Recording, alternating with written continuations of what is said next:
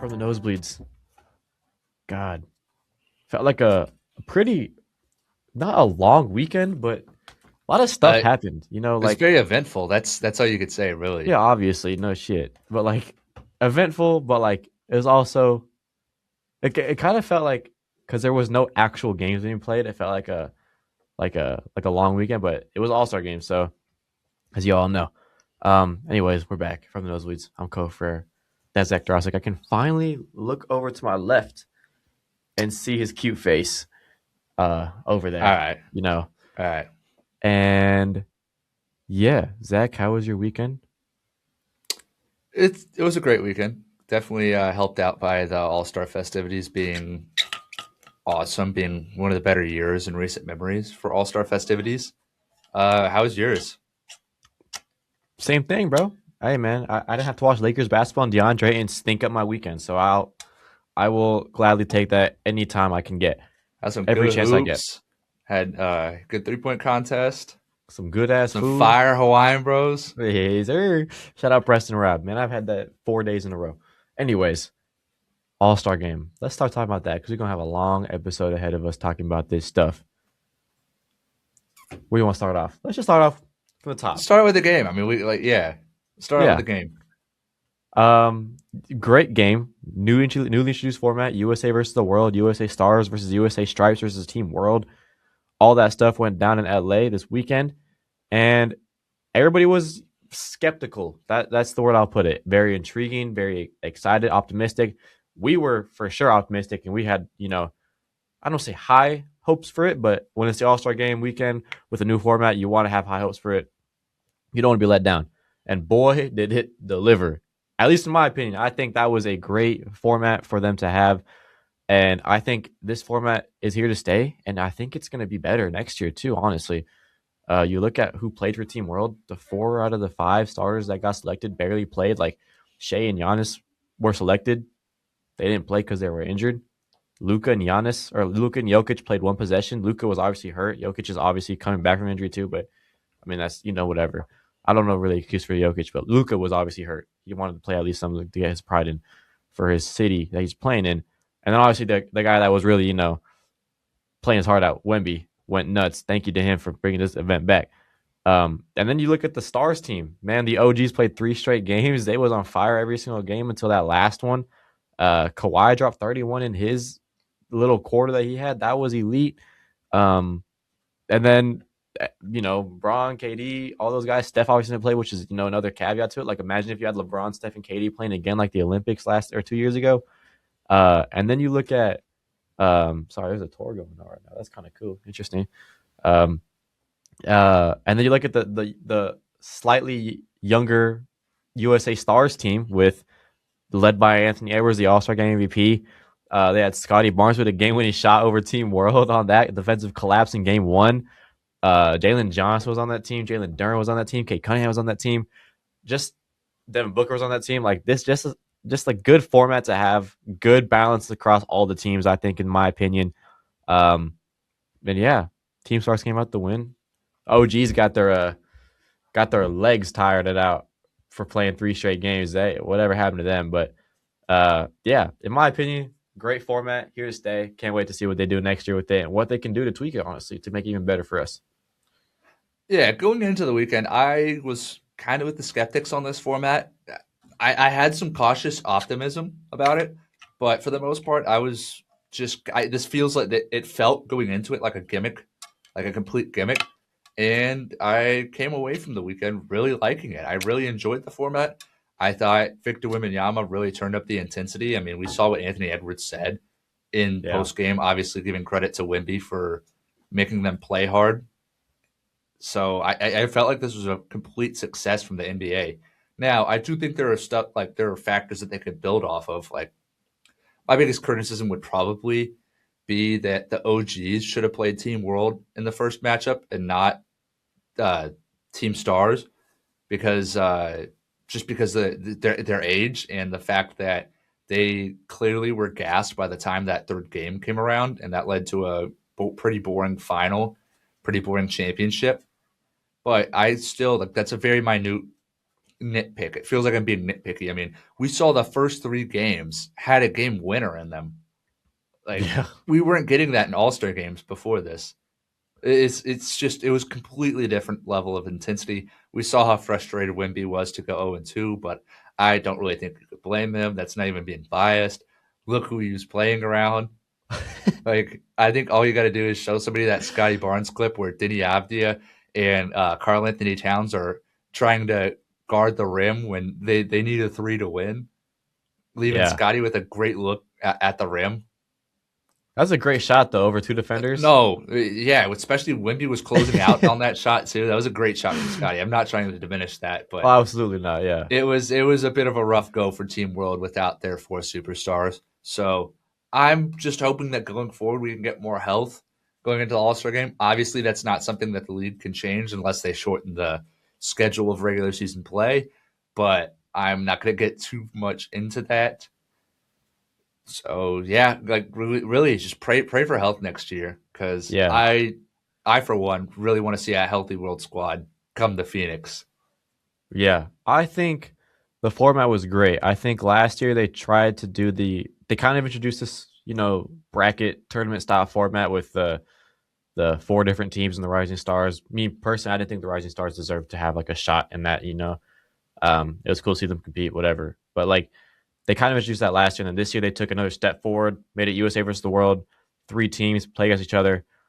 And I think you keep this format for right now, see what happens with it. If it kind of falters, then you have the framework to just go to a straight up USA versus the world format, especially with new guys coming in from international stars, all that kind of stuff, and how they keep growing and stuff like that. You have the framework for it to just literally go USA versus the world in the future. Not obviously right now. I don't think they're going to change that in the years to come right now. But later down the line, if that's like something that people want, you have the framework just go USA versus the world straight up, and I think that'd be a really cool thing to do. So having now this groundwork and layout allows you to do so many different things going down the road that I think would be so good for the weekend as a whole. Um, and the fact that like what I was saying to you, I was like maybe now in hindsight looking at it, but during the first game I was like, man, it's like really competitive. I wish they did two or 10-minute halves. Remember, I think I told you that when we were watching it last night. I was like, they should do 10-minute halves for each game. But now I'm looking at it like, damn, like that's a little bit much because we saw how gassed they were at the end. Because especially if you only have 7 or 8 guys on the team. I mean, Stars only had 7 guys on their team, right? They were barely I want to rotating in and say out. They only had yeah, seven. they were a small team. Yeah, Team World had a bunch, but if you look at the roster, a lot of guys were injured. Shea, Giannis, Luke, and Jokic barely played. You know what I mean? So, they had that. So you're playing a lot. You're not playing like it's basically just playing a whole straight 12-minute quarter of basketball, with a couple subs. But like, I was saying like maybe if they do extend it to more time played in those games, maybe they do 3 5-minute periods, make it 15 minutes long, or maybe they do the 2-minute 10 minute two halves, right? Maybe you get more all stars coming in, so you minimize the amount of snubs you have from the media and all that criticism that they get. So there's a lot of things that you can build now from this that will make it a lot better for everybody involved, I think. Yeah, I agree with you. I think this is a great baseline for the NBA to go off of. I think that the kind of the workshopping that Adam Silver has done around many aspects of basketball has really worked out over the last few years. I mean, obviously there's been its detriments. Like last year's All Star game was not good, but I like that Adam Silver at least will listen to fans, listen to feedback, and consider other avenues to spice up things to make the game more interesting, to Absolutely. give basketball fans something to look forward to. Granted, I'm not saying Adam Silver's perfect. I We didn't put it on our sheet to talk about, but I did find it very interesting the statements he had about the lottery system and Oh about how he yeah. wanted to fix tanking. I I don't like the idea of removing the lottery at all. That was one that I saw go around a lot from him, and I think it would just be a disgrace to the game of basketball because at that point you're removing any hope of small markets winning. Like, why? What's the point of me even like existing as a fan of a small market team? Because no player is willingly going to choose to sign for San Antonio when there's other teams offering more money. Yeah. That's just That my 2 cents. Like I understand kind of if you want to build up a farm system, I could see that maybe, but even then, it doesn't make mm, sense to me. It doesn't. I don't understand it. I'd rather teams just tank. I'd rather see teams do 1,000 times what the Washington Wizards and Utah Jazz are doing before we remove the lottery system and the it draft as a is. whole. It does seem a little bit like I don't know what the word. It feels rushed in that sense of thinking because we're talking about it for this season alone because of how good this upcoming draft class is supposed to be and how it's supposed to pan out over the years. So I think it is a little bit, rushed to think about that way right now.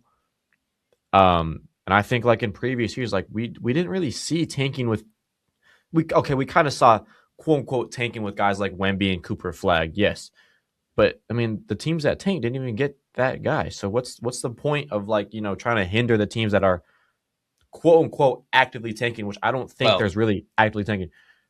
I was going to say you can't say that the Spurs were the fourth worst team in the league when we got Okay, Wemby. I'm We're saying actually sorry, we were tied for third, but we lost a yeah, coin I'm flip to the saying Rockets. I'm saying the like bottom of the barrel teams. Like last year, the bottom of the barrel team was the Wizards, Jazz.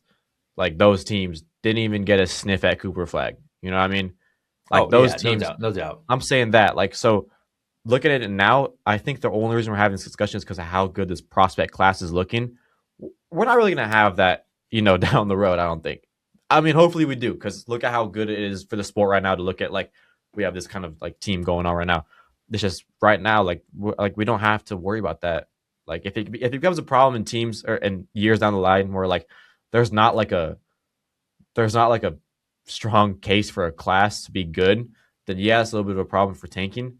But then I mean, there's just really no point I don't think right now to talk about like eliminating the draft as a whole. I agree, and that's the basis of my sentiment. Is I'd rather I don't have that big of an issue with tanking at all. Yeah, It's I don't a either. part of the game. It's a part of sports.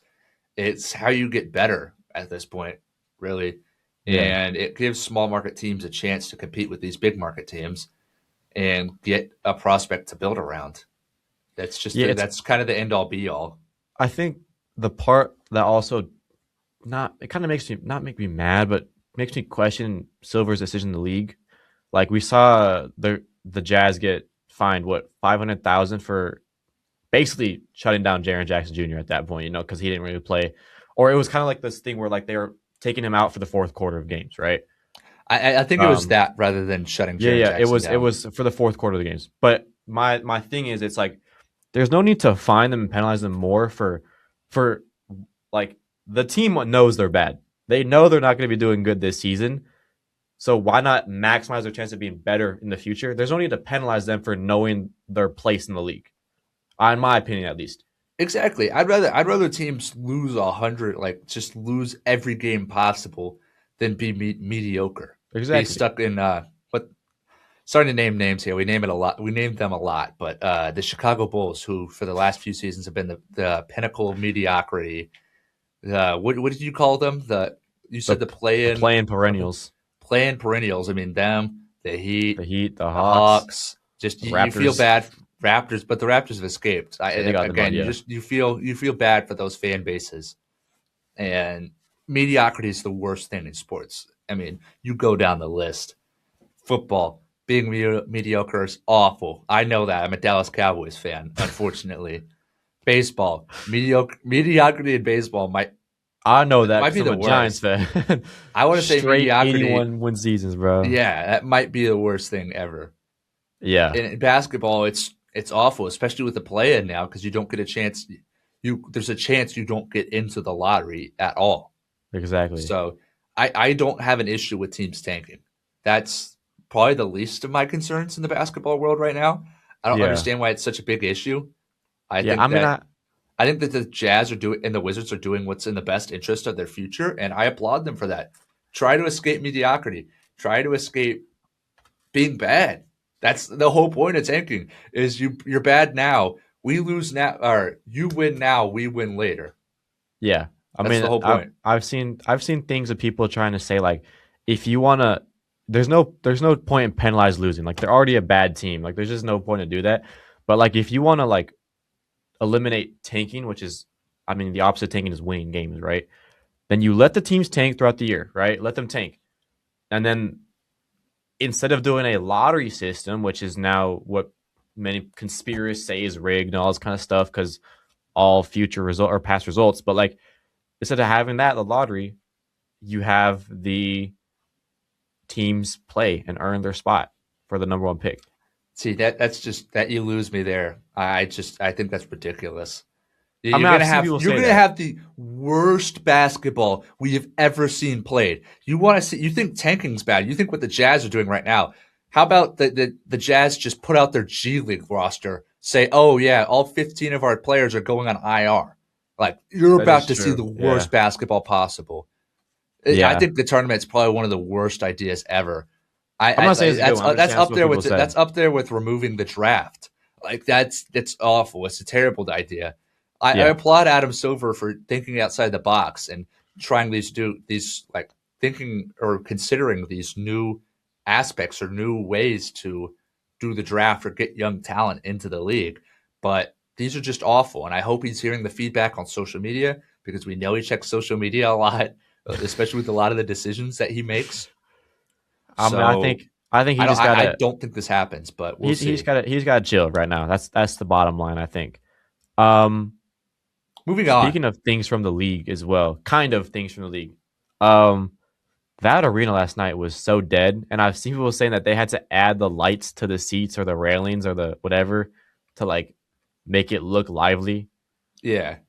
Like, what are your thoughts on the fact that like the last night was so dead, and then we're coming to Phoenix next year, which is here, which hopefully we go to. But um, what are your thoughts on that? Like, just how dead the arena was.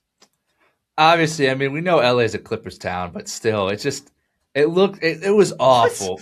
Sunday night was one thing. I Bro, thought LA's All not a Star Clippers game, town, bro. Let's like that. Let's make that clear real quick. the All Star game was pretty dead, but Saturday night was the most abysmal showing I think I've ever seen at an All Star Mm-hmm. event. I mean, there was no juice in the arena from the top down, from courtside to the nosebleeds. Shout from the nosebleeds. It was awful. There was nobody there. I think they added lights to show like to make it look like there was people there. And Sunday it didn't get much better. Like the wall was there, of course, but the wall is probably the worst thing in sports. I'm sorry. It's the most plastic Steve Ballmer. I love my local billionaire stuff I've ever seen. I mean, it is awful. Everything Yeah. about it just feels manufactured, forced. Oh, I'm a paid fan. Steve Ballmer paid me to be here. It's awful. I hate the wall. Maybe I'm saying that because I'm a Spurs fan. I love the Jackals. I think the Jackals are awesome, the best fan section in the league. I think that it's something that should grow amongst other teams in the league. But the Jackals started naturally. The Jackals were a naturally founded club, founded by Victor Wembanyama. They were not this billionaire project thrown together by the Spurs ownership. No, it was a a grassroots campaign started by Victor Wembanyama and the Spurs. It wasn't our owner's decision. That's just the wall sucks. Yeah. That's the whole point I want to get back to. The wall is very woke. It sucks. I think it's corny and it's very forced. Yeah. We were talking about it last night where I was like, man, if this is across town in downtown and it was like if it was at Staples, like we saw what it did 2018, I believe it was when it was in LA with the I mean, it was both Lakers and Clippers hosting, but come on now, it's really Lakers hosting. Like that was a lit environment. That was the year that Donovan Mitchell won his slam dunk contest. Like that was a pop in arena. Then you go to the Intuit Dome and you're just like, damn, like nice arena, but plastic ass fans. Like it's just it's not good to see. And like, I mean, I'm really this is hella biased, but Bay Area fans are awesome. Like you looked at last year, even with it being a trash game and maybe weekend, whatever you want to say, the fans showed up. Like it was a loud place to be. It was rocking, it was popping, all that kind of stuff. And then you go to the flip side, literally the entire opposite. Great game, great weekend, no energy, no nothing. Like I don't know if you saw somebody asked in a press conference. I think it was Braun that it was asked, and someone was like, "How does it feel to like play in front of like fans that in your hometown, like your team, like the city you're playing in?" He was like, "Ah, it doesn't matter. This isn't our building. All that kind of, it's a road game like that. That's the mentality that he has, obviously, because obviously it's not his building, but like it's just like if, in my opinion, if you're hosting an All Star game in LA, yes, I know you're hosting with the teams, but if you're hosting an All Star game in LA, you have to be at Staples Center. You cannot be at Intuit Dome, bro. Like, I will say you might be giving a bit much credit to the Chase Center last year. I don't remember the crowd being very standout in the Bay. it's not Like no standout, but hate. it is just like it is I do. also. I want to say it was better than this showing, but from last year, crowd wise, I just remember the practices being awesome whenever they were Oh, held yeah, at exactly. There you go. Oracle. The practices, I, yeah, I remember I remember the practices were electric. Like, and then the game kind of let me down because it was in Chase, and obviously yeah. we talked a lot about it outside the show, on the show, about how bad Chase Center is. And that's Compared to kind of my Oracle, at biggest least. worry as the Spurs move into their new arena sometime in the 2030s is I hope that real fans don't get priced out. I don't think Spurs ownership will do that, but it's a real concern of mine. I'm scared that the team might lose some of its flair, some of Yeah, our sauce, our fans. yeah. Let's talk about the game. Go back real quick to the game. We talked about the recap, but what did you like like? What did you like out of? I'll say the three stars of each team. Ant for the stars, Wemby for Team World, Kawhi for the stripes. What did you like out of all of those? Kawhi, obviously, I'll ask that later, but like thoughts on those three guys. Yeah, since you just mentioned Kawhi, I'll go ahead and start with Kawhi. He's a top three player in basketball this season. Like, let's just get it out of the way with. Health is holding him back, obviously, very limited. He can't make any awards, can't do all NBA, I want to say. But he's arguably, I don't even know about arguably, he's been the third best player in basketball. Behind Shea and Jokic, who can you confidently say has been better than him? Like, On both sides of the sure, ball as well. you could say Giannis and Wimby like are shouts, but I think Kawhi has been head and shoulders almost above both of them. It's not even like really his two-way production. It's just straight pure offense. He's been one of the best offensive basketball players in the world. And I don't think that's an understatement. This game really just showed it to the masses because I didn't like, no offense to the Clippers. I know we've done a lot of trash talking about them this episode, despite them being LA's team. But we like, nobody's watching the Clippers like that. They don't get that many primetime games. Like, sure, they obviously get primetime games being LA's team, but it's just it's not the same, if you know what I mean. They're not getting shown night in and night out. So I feel like this was a great opportunity for Kawhi to kind of put himself on a national scale and while everybody's watching. Granted, I still feel some type of way watching Kawhi, knowing the details of the aspiration controversy, knowing that he might have circumvented the cap, he and his uncle. But all those are just, it's alleged right now. I do love what Pablo Torre is doing, and I do think he probably cheated the system. But I can enjoy Kawhi hooping, even though I don't really like the guy. Yeah. Um, where does like I'll ask you another question because like I have my thoughts on it, but like where does Kawhi's 31 in 12 minutes at an All Star game rank in All Star game performances or moments or stuff like that in history? Just in recent memory, didn't Tatum break the scoring record? Tatum had like 56. Yeah, But if you remember back to that, that was like the most plastic All Star game ever. that was what That was that 23. It was an awful game, if I remember correctly, and Tatum was just scoring like wide open layups. Yeah, So I had to mention that because obviously huge performance, but that was one of the weaker All Star game performances, I'd say. For me, just think in recent memory, Steph's has got 22. to be up there with Steph's 22. Yeah, Those are the two that stand out to me. I mean, Steph obviously hit like 14 threes, 15 threes, I which think it was like 16 or something like that. it, It was some absurd it might number. have been more. Like he broke the NBA 3-point record by quite a bit. Obviously, it doesn't count because it wasn't a regular season game; it was an All Star game. But I don't know if you remember all the shots he was taking, like that Oh, logo that where was he like turned nuts. around, Oh, 16, turned yeah. around in the corner. He hit one. He started playing the guitar in Cleveland. Rock and Roll Hall of Fame. That was an all time performance. Shooting from That's half what court. that and Kawhi is what you think of when you watch the All Star game. That's what you want to see. You want to see a Yeah, that spectacle. that one was like, in my opinion, a lot better as well because they had the target score still where LeBron hit the game winner in Cleveland. Like it wasn't some like crazy blowout. Like they still had to compete towards the end of the game. Like so it hit 16 threes, which is like in that score, and I think that's almost like a quarter of their points. Like that's crazy. Yeah, and Kawhi, as great as his one game was, he was definitely present in the first game, but the third game he looked rough. The whole Yeah, team looked rough, so I'm not going to fault him specifically there. But it was a hard watch. It was a bad look yeah, to say the least. um, That third game was rough, so I think I'd have to give it to Steph there. But obviously, great performance. Kudos to yeah. Kawhi. Really showed up.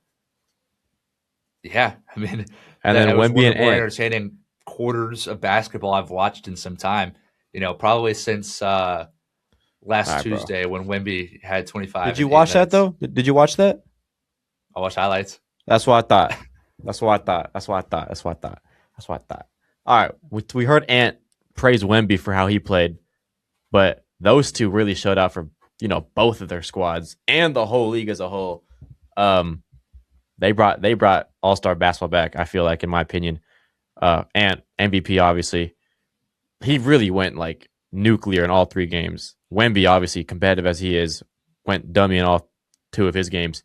Um, what do you want to speak on their performances, just like and how they've brought the competition back up to the level that they have in the All Star weekend?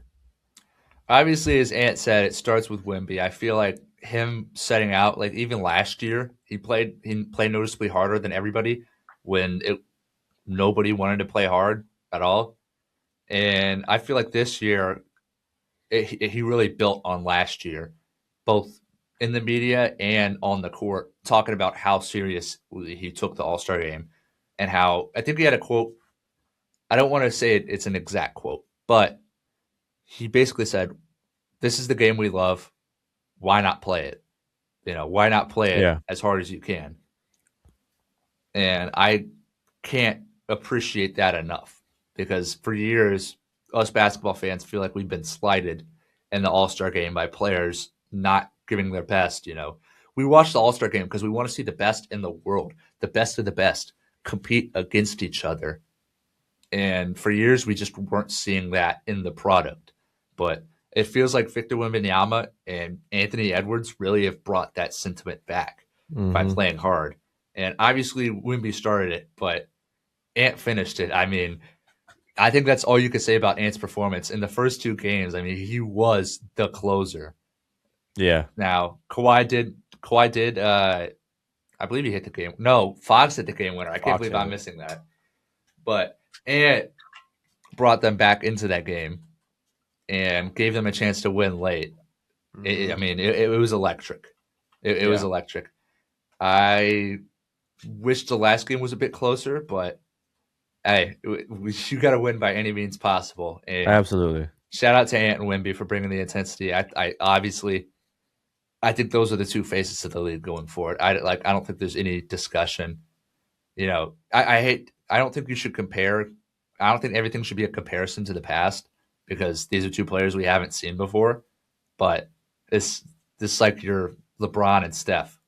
Yeah, Yeah. yeah. I 100% agree. I think you keep talking about like how that last game was kind of a letdown, but Ant brought it to them first of all. Like that doesn't happen if both teams are gassed or both teams are playing at the level. Like Ant showed like yo we're not gassed. We're gonna bring it to y'all.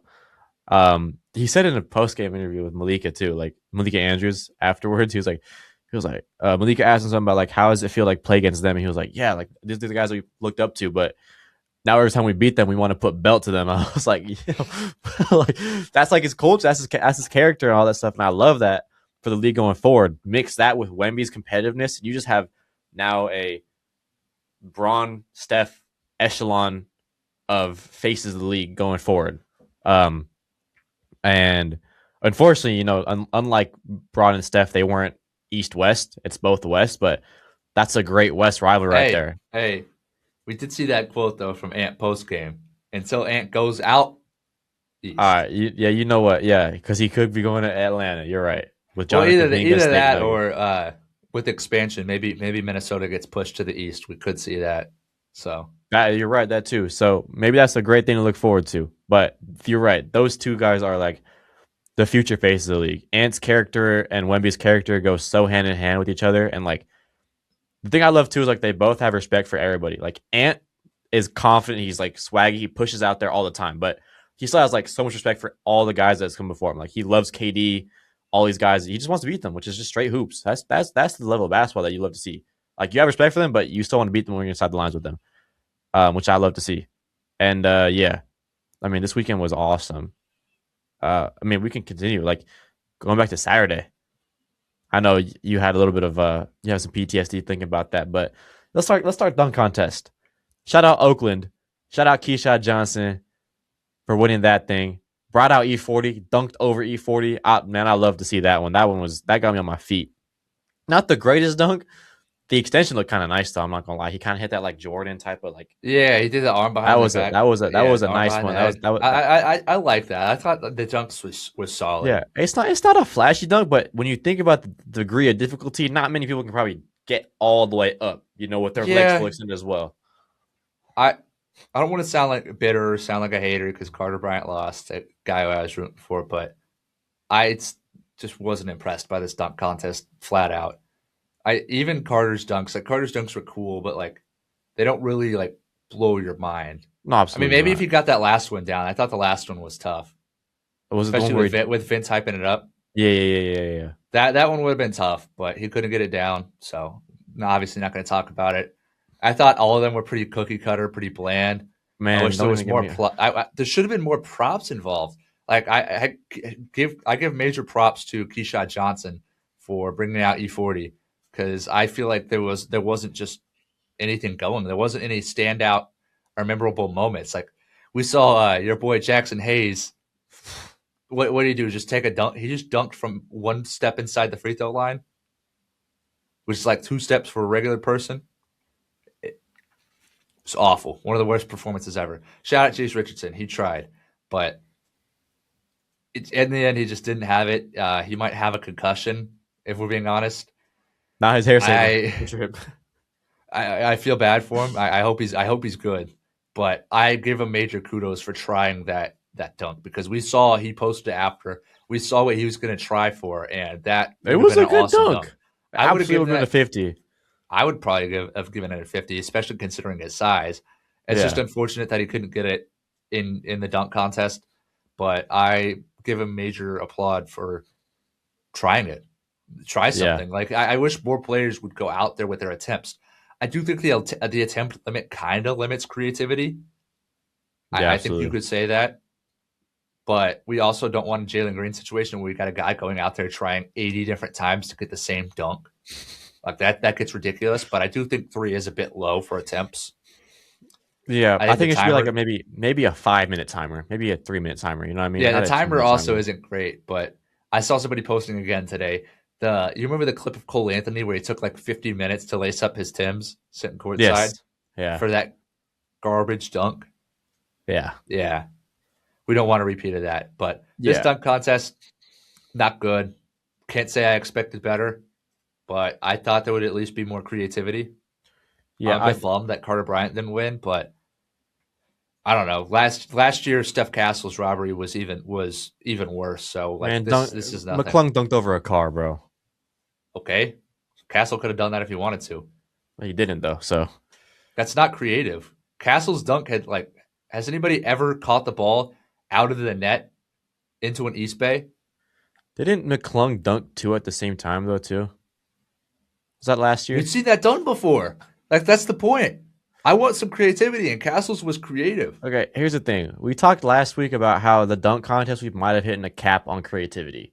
And yes, I do I don't that. think that's true. I think that look, No, no, hold I on. I think do think yeah, there is a certain level of creativity that you hit a cap at. But like I also don't think there's nothing wrong with I don't want to say redoing past dunks, but like a lot of people didn't get the like there's like a you can do dunks that have been done in the past and still get like a good score because it's mad impressive. Like I'm trying to think of I I get that, but I want to see something that hasn't been done before. I feel like you're reheating nachos doing that. Like it gets boring at some point. Like Mac yeah, McClung dunked 2 balls, cool. Didn't JaVale McGee do that like not that long ago? he threw it off a backboard though. That's completely different. McClung dunked off a ladder, off a guy hitting a ladder. It was two different Again, types. like It was two completely different dunks. dunking over a car. We've seen that done before. Not in the sense Blake that Griffin did that. over the hood of a Kia, McClung dunked over the dead ass the tallest part of the car. Again, we've seen somebody dunk over a car before. Like The hood of the car, bro. I think it was a great dunk. Like it was entertaining, but Steph Castle did something that we haven't seen before. That I mean that is true. Yes, absolutely applaud the creativity, but like I think there is a point where like do you really get more points for being creative than doing a good dunk? If it's creative and a good dunk, I'd give it to that ten Okay, times yes. out of 10. Obviously if you combine the both, but would you rather have would you rather give creativity points or I'll say And like go style points? again. You'd have to give me like an example of this. You'd have to go on off of. Like You'd have to give me a basis. man, I don't I can't like this. There's too much variance here because there could be a creative dunk. Like somebody could say that Jalen Brown was creative dunking over Kai Cenat when that just wasn't creative or oh yeah, impressive. yeah. That's not the type of creativity I'm talking about. Yeah. I mean, I'm just saying like in general though, like obviously the best dunkers and the best dunk performances combine creativity with style. Aaron Gordon did that with the hoverboard and the spin. And then obviously dunking over the mascot with underneath both legs. And okay, well, there you go. 2016, right? Okay. You had the Mhm. creativity and style with Gordon, but then you had straight style and flash with Levine where he dunked from the free throw line and threw his legs. And there's the reason people say Aaron Gordon should have won. I still think Levine should have won. I mean, he Cause then did win, Gordon, but cause then Gordon went on his last dunk and wasn't. I think it was a still impressive dunk, but like it wasn't the greatest. I agree exactly. with So that. he did the up, down, and back up, and then Levine followed up with a East Bay from the free throw line. Like I guess like in that sense, yeah. So like I don't know. I just think now I think it's I want to say it's okay and it's the greatest thing to do, but I think it's acceptable to go back to previous dunks we've seen before and put a slight twist on it. If it's in a way where it's such a rare dunk that we don't see done that often, like say Carter Bryant went out there and did an East Bay from the free throw line. Yeah. Like, obviously, I'll be like that would be awesome if anybody did that. That would be awesome. But it gets to a point where there's so many dunks that we've just seen repeated over and over and over again, and Yeah. I get tired of it. And I felt like this dunk contest just there wasn't creativity to it. Yeah. I didn't really enjoy it at all. Yeah. But I think they got to bring back the props. Like I think of just like the simple things that happened in the past. Like one of my favorite dunks of all time is Dennis Smith Jr. dunking over J. Cole. That's a simple yeah, prop. He just in a chair, threw it up, he flew through the air and yammed it. Like that's a great dunk. That was a 50. That's one of my favorite dunks of all time in the dunk contest. And it's simple. Just bring back somebody that can do that. McClung dunked over Shaq. Or was it Taco Fall? I'm tweaking. Was it Shaq? you think of Aaron Gordon. McClung dunked over Shaq. I want to say. Yeah, okay, yeah. Like bring back somebody to dunk over. Like that's cool. I even saw I somebody was was going to talking say about Carter Bryant should have brought out Wimby, but I still don't think Wimby wants to be involved in a dunk contest. can they really dunk over Wemby? Can really anybody dunk over Wemby? I mean, Aaron Gordon did it over Taco Fall. That is true. So He also kind of like pushed off his shoulders, but that's a different conversation. yeah. But yeah, I mean there's things to look at that. But the real event that happened that weekend, 3-point contest. Um 3 point contest. I thought we were talking about shooting stars. oh you talking about No, I'm kidding. put to sleep. Whatever. Yeah, That ass no, let's was skim over that. yeah, I was looking at my phone the entire Shout out the time. Harper Bros. I really wanted them to win, but it wasn't looking good. Yeah. You know who I'm rocking today. The town's finest, Damian Lillard. Shout out the Bay. The Bay Area swept both competitions, man. Shout out Dame. That's back. One of the greatest things I've seen in sports history, honestly. That was that had me on my feet the entire time. Like that, I love the 3-point contest because my style of playing basketball, like when we go to runs, is I'm a shooter. Like I just straight shoot, right? Like that's what I do. So I love to see other guys that are the best in the world at what I do or what they do is shoot the basketball. Like I love to see that, and like man, that it's always electric too because it's like on your edge the entire time. You have a minute 30 to get through the entire rack. Like, whew. But yeah, you want to talk about Book? You want to talk about Dame? Or you want to talk about anybody else first? I just want to give props to the 3-point contest for being out and out the best competition year in and year out. I mean, Exactly. unless we have Mac McClung competing for like Aaron Gordon or Zach LaVine? a serious dunk contest, it is the most consistent all-star game competition out there. It doesn't need changing. It doesn't need reworking. It's just great. I Yeah. do wish that sometimes maybe they'd invite better shooters. Like Bobby Portis got invited this year. Obviously, he's having a great year shooting it. But like Trey Murphy, I saw in a post-game interview, was like, "Oh, if I got invited to do the 3-point contest, I absolutely would have taken it." And Trey Yeah. Murphy's one of the better shooters of basketball, and he just didn't get an invite. So I wish they would. I wish they would do more research and invite better people. Luke But Kennard. We were talking about it this was earlier. awesome. Yeah, we did talk about this in class. It was awesome. Con Knipple got out there. He was my pick to win it. Started out strong, had 25. I thought that was going to be like not a 27. put away score, but I thought it was going to set the tone, and it absolutely did because we saw Donovan Mitchell go out there right after him and one up him. I think he had a 27. I think Knuppel had 27 and Mitchell had 29. It was something like that, or 25. It was vice versa. But then it kind of hit a lull, I want to say, because then Norman Powell went next.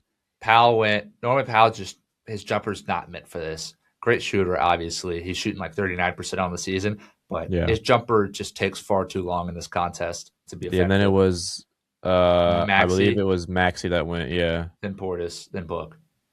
And We're missing one. Maxey was also in consideration to win it for me. It was between him and Knipple, but he didn't have it really. It was unfortunate. Knuppel, Mitchell, Maxey, Powell, Portis, Book, Dame.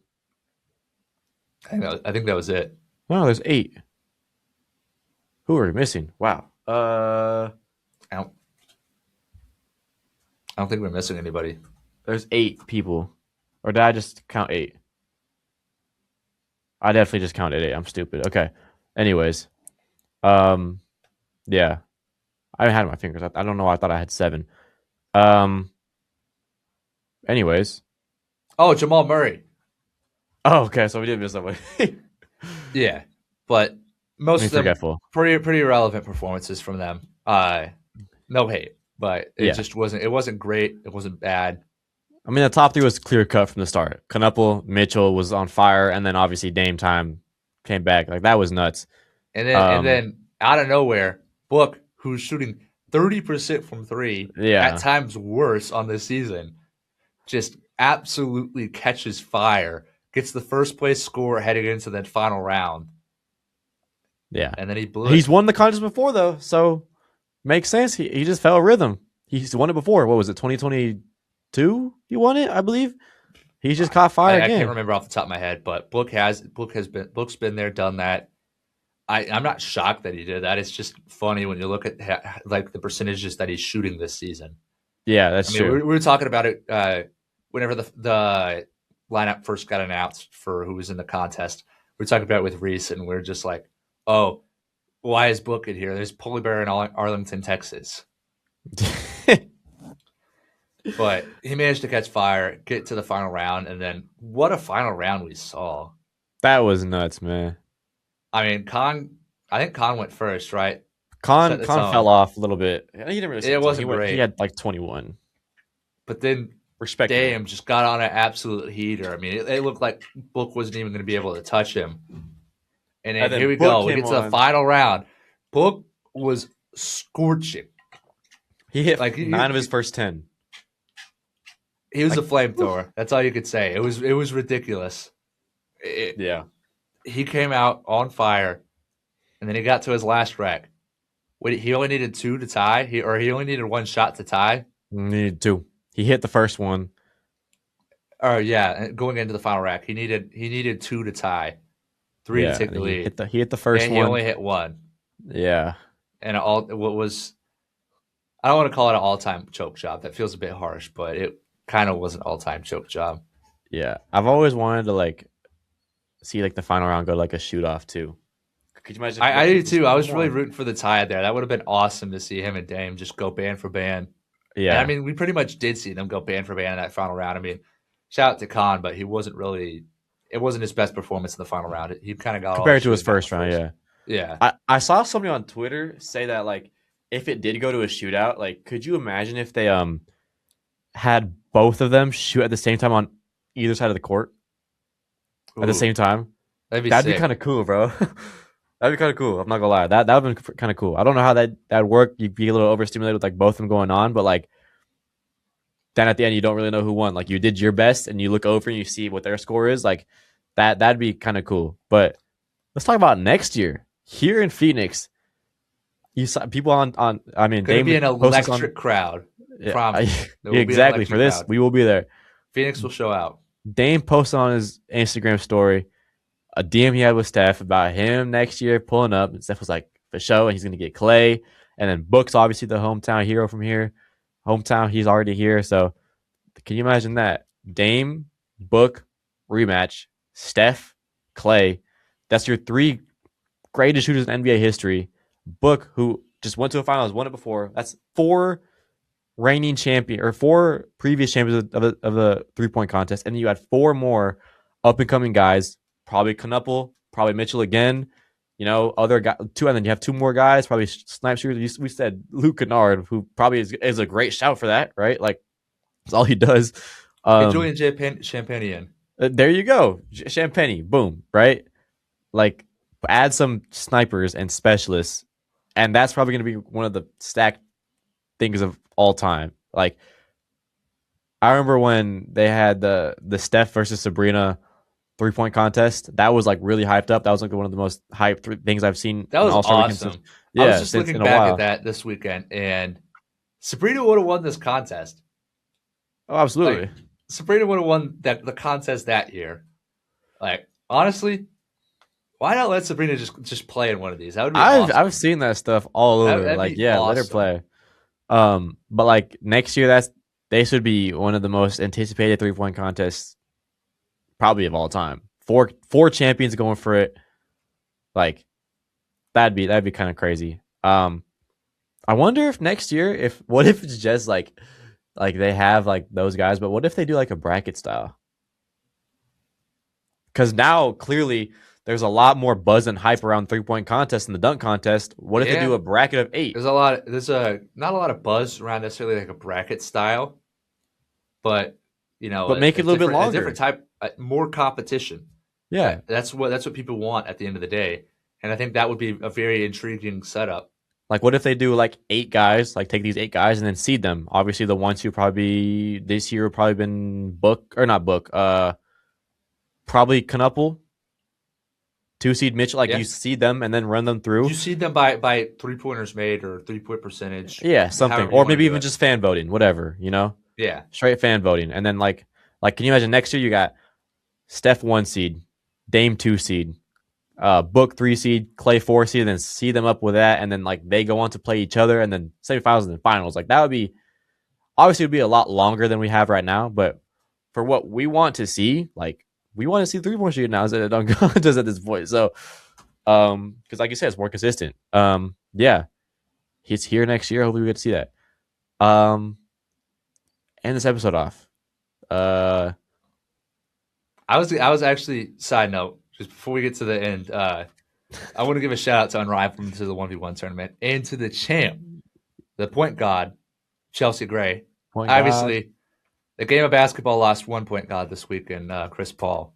We unfortunate. I don't I mean that sounded a bit sad. It's not like he died; he just retired No, from basketball. But the most that's unfortunate circumstance of all time, bro. Like genuinely. awful, just awful. I mean, Clippers did him dirty.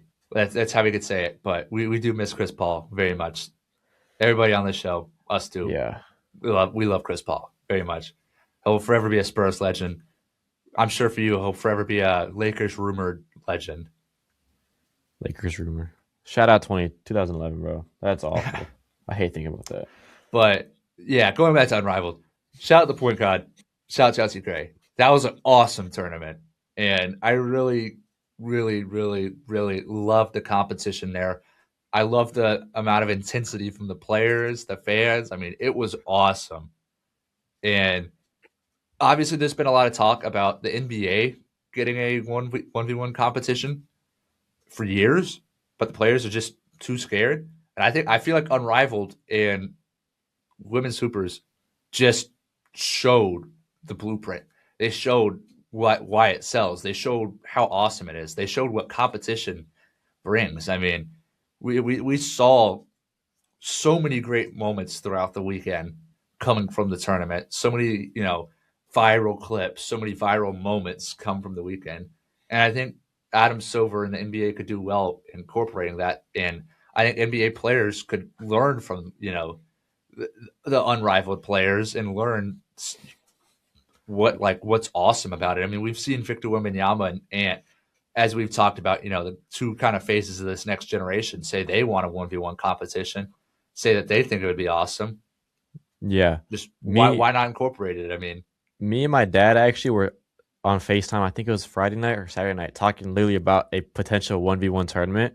And let me just give you the exact framework of what we thought of. We have two scenarios. One where you let the All Stars play, best in the world play, right? Like you have you don't have to have, because Unrivaled did 32 players, which took obviously 3 days of competition, which I don't know if the NBA has time for over the course of the weekend. yeah, Maybe they started on Friday, ended on Saturday, something like that. Maybe they split it into 2 days, but maybe they do like 24, right? Um, you do that, 24 best voted by the fans, right? 1v1 tournament, seed them, boom, done. Now the other side of it is if they do expand the league, 32 teams, and the players that are at the top of their game, all stars, don't want to tarnish their legacy because let's say Luka gets to the final against Shea, right? And then Shea beats Luka. This is what me and my dad were saying. Shea beats Luka. That's held against Luka for the entirety of his career. Damn, Shea beat you in a 1v1 unless he gets a get back, right? So what if they don't want to do that, right? Like we said multiple times, players don't want to tarnish their legacy from just simple all-star events. Whatever, cool, right? Have a non-all-star representative from every team in the bracket. So 32 players one from every team in the bracket, and they play in the 1v1. If they don't, I wish they like. I think that's really cool, but at the end of the day, I just wish the men's players would put their humility aside, put no, their egos absolutely. That's aside, that's the and play like the women and the awesome women in Unrivaled. Like, yeah, that would be obviously the dream scenario of having the best in the world play. But obviously, we don't know if we're gonna get that anytime soon. we'll see. But shout out to Unrivaled. That was probably the coolest basketball event I've seen in years. Yeah, yeah, Like, it's yeah, I feel like that might be an understatement, but yeah. awesome Somebody, idea. I feel like everybody in the world knew something like this could work, but Unrivaled, they're on the forefront of it. They're on the even my forefront of basketball, really. even And my dad said that like obviously the players want to play for like an incentive, and they said why don't in terms of like the going back to like the format, like if it was a team, like one representative from each team, what if you just like the winner gets a compensatory draft pick in like the second round or something like that, like play for your team, you know what I mean? Something yeah, like or that. you play to get your. How about the winner gets money for his other teammates? So you're playing like kind of Yeah, like the that in too. season tournament, but you're Yes, that playing for too. your teammates. So you're like all these two-way guys, you're getting them paid. That'd be Exactly. awesome. Something like that. Yeah. But what you're saying, Unrivaled literally laid the blueprint and the framework for what they can use going forward, which is like perfect, I think, in my opinion. Um, Moving on, wrapping up. I'm sorry, I hate to cut this no, you're short. I'd love to good. talk about Unrivaled all day, but we got to wrap up. And where else better to wrap up than talking about some interesting events on NBA Twitter yesterday? Now, I'll give the framework. This all started when an NBA Twitter user questioned the design of the new trophies, which obviously the new trophies suck, and I think there's no reason for them to have been changed. But that's a whole different conversation. And KD replied to that Twitter user saying, "So y'all hate everything now, or basketball fans hate everything now," which he said in the past. He said basketball fans don't even like watching basketball, or basketball fans don't even like basketball, which I agree with in sentiment. But I do think the trophy thing's a bit ridiculous.